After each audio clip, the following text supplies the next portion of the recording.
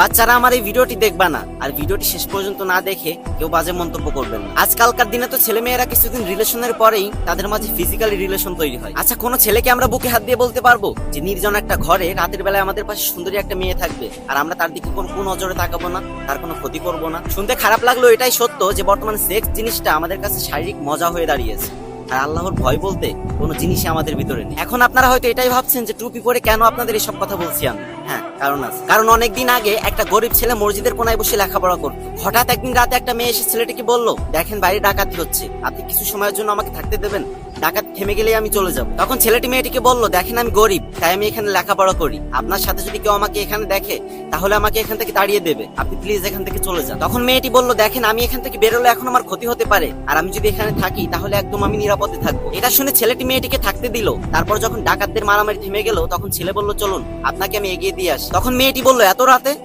আমি কোথাও যেতে পারবো না, আমি সকাল হলে ঠিক চলে যাবো। ছেলেটি মেয়েটিকে আবারও রিকোয়েস্ট করলো, দেখেন আপনার সাথে কেউ আমাকে এখানে দেখলে আমার অনেক বড় ক্ষতি হয়ে যাবে। কিন্তু মেয়েটি কিছুতেই বাড়ি যেতে রাজি হলো না। সারা রাত তারা দুজন দুপাশে জেগে রাত কাটিয়ে দিল। কিন্তু মেয়েটি খেয়াল করলো ছেলেটা একটু পর পর কুপির আগুনে তার হাত পোড়াচ্ছে, আর যন্ত্রণায় ছটফট করছে, তাও একটু পর পর তার হাত সে পোড়াচ্ছে। এভাবে করতে করতে ফজরের আজান দিয়ে দিল। তখন ছেলেটি মেয়েটিকে বলল, চলেন এখানে আর থাকা যাবে না, আপনাকে দিয়ে আসি। তখন মেয়েটি বলল, যাবো, কিন্তু আপনি বলেন তো আপনি একটু পর পর আগুনে হাত পোড়াচ্ছিলেন কেন? তখন ছেলেটি বলল, এটা আমার ব্যক্তিগত ব্যাপার। কিন্তু মেয়েটি বলল, এটা না বললে কিন্তু আমি যাব না। তখন ছেলেটি মেয়েটিকে বাধ্য হয়ে বলল, রাতে যখন আপনার উপর কুনজর আসছিল আমার, তখন আমি কুপির আগুনে নিজের হাত পোড়াচ্ছিলাম, আর নিজের মনকে বলছিলাম, কিরে মন, জাহান্নামের আগুন তো এর থেকে অনেক তীব্র, সহ্য করতে পারবি তো? একটাবার ভাবুন তো ওই ছেলেটা আল্লাহকে কতটা ভয় করে কাজ করেছিল।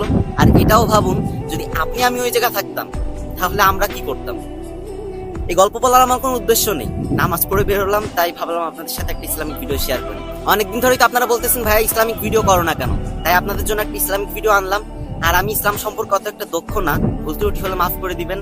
আর আল্লাহ আমাদের সবাইকে তাকে ভয় করার তৌফিক দান করুন, আমিন।